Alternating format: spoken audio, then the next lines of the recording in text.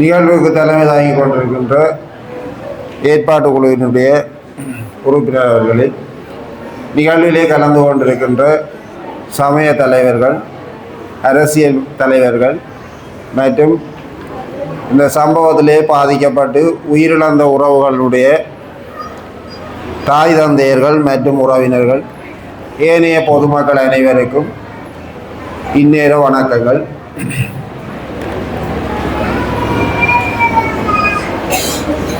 இன்றைக்கு 20 ஆண்டுகளுக்கு முன்னதாக திருகோணமலை மாவட்டத்திலே தமிழர்கள் சிறைந்து வாழ்கின்ற மூதூர் மண்ணிலே நிகழ்த்தப்பட்ட ஒரு படுகொலையினுடைய மறக்க முடியாத நினைவு நாள் ஒன்றிலே நாங்கள் இன்றைய தினம் கலந்து கொண்டிருக்கின்றோம். இந்த நிகழ்வு மிக சிறப்பாக ஏற்பாடு செய்யப்பட்டு நடைபெற்று கொண்டிருக்கின்றது. நாங்கள் பல நினைவேந்தல் நிகழ்வுகளை சந்தித்திருக்கின்றோம், பல நிகழ்வுகளை செய்திருக்கின்றோம், கலந்து கொண்டிருக்கின்றோம். அதிலே உயிரிழந்தவர்களுக்கு அஞ்சலியும் செலுத்தி இருக்கின்றோம். ஒவ்வொரு நிகழ்வுகளும் ஒவ்வொரு படுகொலை சம்பவங்களை அல்லது நாம் நீதி வேண்டி தோற்று போன சம்பவங்களை பிரதிபலிப்பவையாக அல்லது இலங்கை தீவிலே நிகழ்த்தப்பட்ட மிக பெரிய ஒப்பற்ற தியாகத்தினுடைய அடையாளங்களாக அந்த நிகழ்வுகள் அமைந்திருக்கின்றன. ஆனால் இந்த நிகழ்வை பொறுத்தவரையிலே மிக வித்தியாசமான ஒரு நிகழ்வு.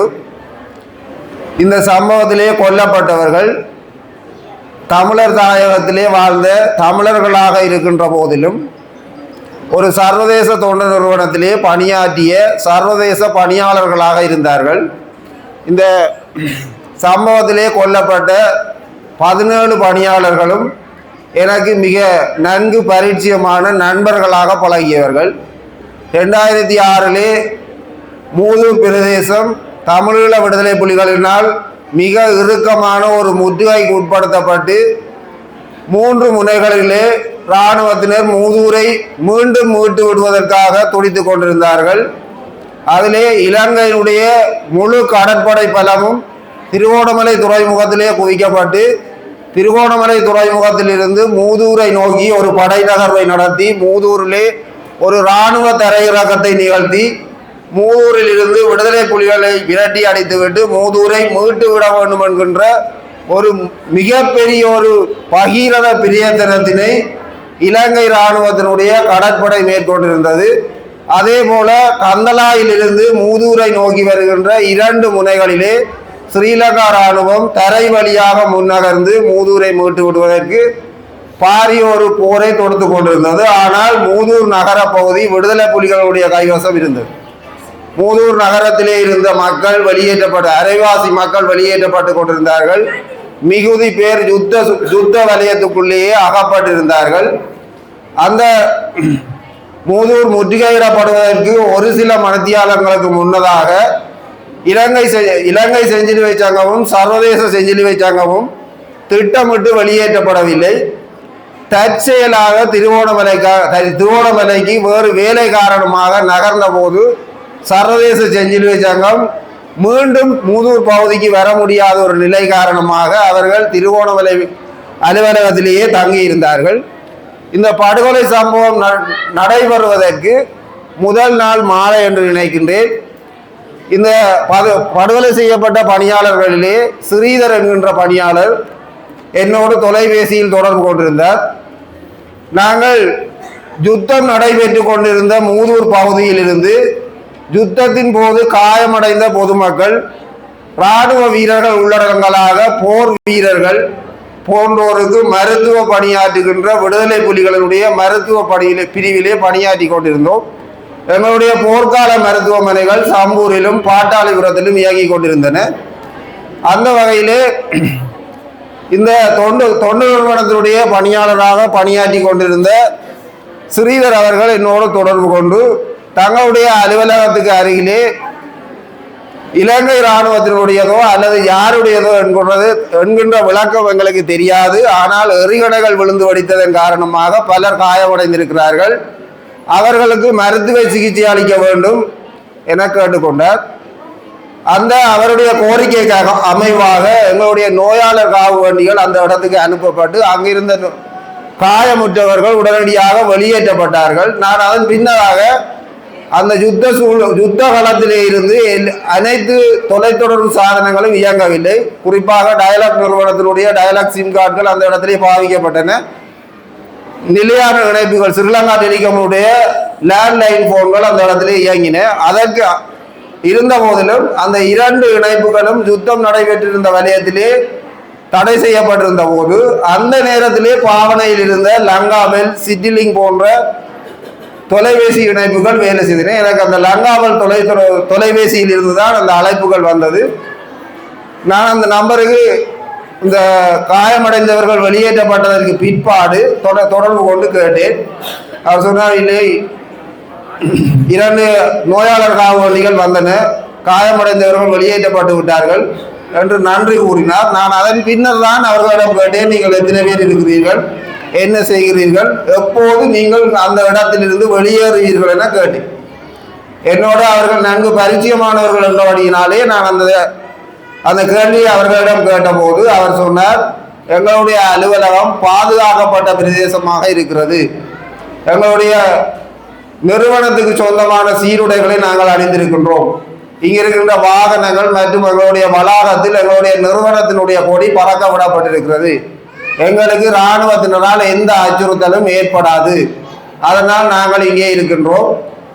ஏதாவது ஒரு கட்டத்தில் கடல் வழியாக மார்க்கம் திறக்கப்பட்டால் அல்லது தரை வழியாக திருவோணமலை செல்வதற்கு அனுமதிக்கப்பட்டால் நாங்கள் வெளியேறுவதற்கு தயாராக இருக்கிறோம் என்று அவர் குறிப்பிட்டார். ஆனால் நாங்கள் கேட்டோம், சம்பூர் அல்லது பாட்டாளிபுரம் பகுதிக்கு, அதாவது விடுதலை புலிகளுடைய கட்டுப்பாட்டு பகுதிக்கு உங்களால் வர முடிந்தால், உங்களுக்கு வருவதற்கு விருப்பம் இருந்தால் நாங்கள் உங்களை யுத்தம் முடிவடைந்து நீங்கள் உங்களுடைய பிரதான அலுவலகத்துக்கு திரும்பும் வரை பாதுகாப்பாக வைத்திருக்கிறோம், வர முடிந்தால் சொல்லுங்கள் என கேட்டோம். ஆனால் அவர்கள் அந்த எங்களுடைய கோரிக்கையை ஏற்கவில்லை, அதற்கு தங்களுக்கு விருப்பம் இல்லை என தெரிவித்து விட்டபடியினால் அவர்களை வெளியேற்றுவதற்காகவும் சம்பூர் மற்றும் பாட்டாளிபுரம் மூதூர் போன்ற பிரதேசங்களிலே யுத்தத்தினால் பாதிக்கப்பட்டு காயமுற்ற நிலையிலே இருந்த ஏனைய பொதுமக்களையும் திருவோணமலை வைத்தியசாலைக்கு அனுப்புவதற்காக நாங்கள் அடுத்த சில நிமிடங்களிலேயே இலங்கை செஞ்சிலுவை சங்கத்தினுடைய மாவட்ட பணிப்பாளராக இருந்த ஸ்வீடன் நாட்டை சேர்ந்த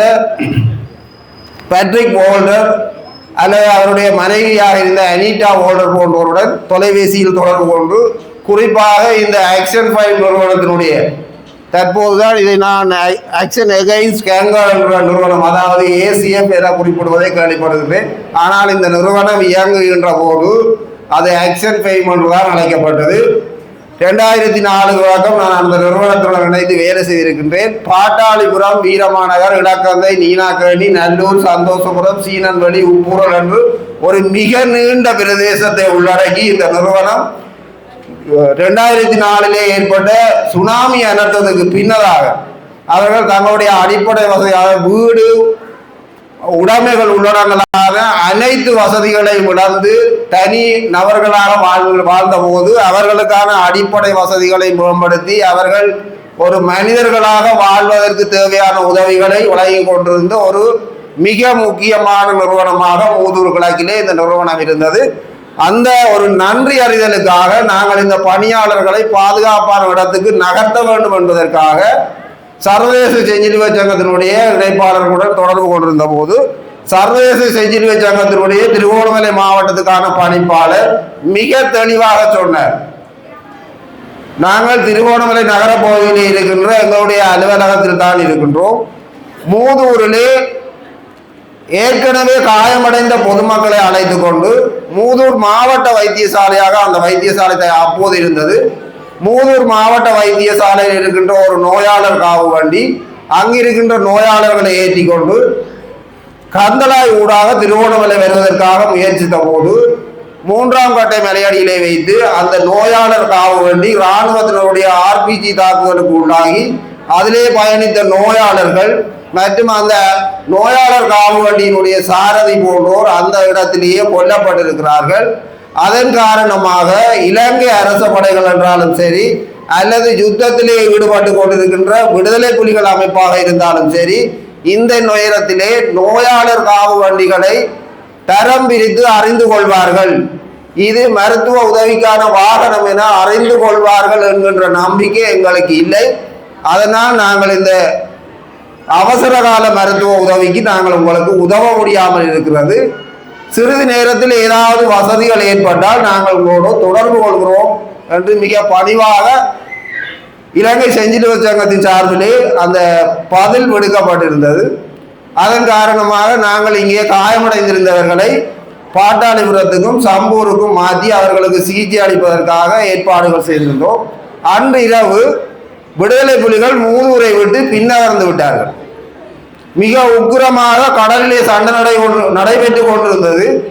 அந்த சண்டை அன்று இரவு நிறுத்தப்பட்டு விடுதலை புலிகளுடைய கடற்புலி படகுகளும் தரை ரீதியாக மூதூரை ஆக்கிரமித்திருந்த விடுதலை புலிகளும் பின்னகர்ந்து விட்டார்கள். மறுநாள் காலையிலே தான் இந்த 17 தொண்டு நிறுவன பணியாளர்களும் சுடற்பட்டு சடலங்களாக இருக்கிறார்கள் எனவும் ஏனைய பகுதிகளிலே பொதுமக்கள் சிலரும் கொல்லப்பட்டிருப்பதாகவும் தகவல் கிடைத்தது. அன்று மாலைதான் பிபிசியினுடைய தமிழோசை நிகழ்ச்சியிலும் செய்தி அறிக்கைகளிலும் இந்த சம்பவங்கள் உறுதிப்படுத்தப்பட்டிருந்தன. அதற்கு பின்னதாக இந்த 17 தன்னார்வ தொண்டு நிறுவன பணியாளர்கள் படுகொலை செய்யப்பட்டவை என்பது ஒரு மூர்க்கத்தனமான ஒரு யுத்த காலத்திலே நடைபெற்ற ஒரு யுத்த விதிமுறை மீறல். இது யுத்த காலத்திலே நடந்த ஒரு தவறுதலான செயற்பாடு அல்ல. ஏனென்று சொன்னால் யுத்த காலத்திலே ஈடுபட்ட 2 தரப்பினரும் இங்கே இருக்கிறார்கள், இன்னும் உயிர் வாழ்ந்து கொண்டிருக்கிறார்கள். அதிலே நேரடி சாட்சியங்களாக யுத்தத்தில் ஈடுபட்ட தரப்பினர் இருக்கிறார்கள். அதிலே படுகொலை செய்யப்பட்டவர்களுடைய உறவுகள் இன்னும் உயிர் வாழ்கிறார்கள். அந்த சம்பவத்தை நேரடியாக பார்த்த சாட்சிகள் இன்னமும் இந்த மண்ணிலேயே உயிர் வாழ்கிறார்கள். ஆக்ஷன் ஃபார்ம் நிறுவனம் தன்னுடைய ஊடக அறிக்கையிலேயே, தன்னுடைய நிறுவனம் சார்ந்த உத்தியோகபூர்வ அறிக்கையிலே நாங்கள் நேரடியாக பார்த்த சில விடயங்களை மிக தெளிவாக கோடிட்டு காட்டுகின்றது.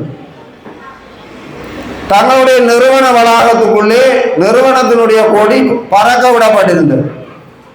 அந்த நிறுவன ஊழியர்கள் தங்களுடைய நிறுவனத்தினுடைய சீருடைய அணிந்திருந்தார்கள். இது ஒரு பன்னாட்டு தொண்டு நிறுவனத்தினுடைய அலுவலகம், பன்னாட்டு தொண்டு நிறுவனத்தினுடைய அலுவலகம் என பெயர் பலகை இடப்பட்டிருந்தது. மூதூரில் இருக்கின்ற அனைவருக்கும் தெரியும் இது ஒரு சர்வதேச நிறுவனத்தினுடைய அலுவலகம்.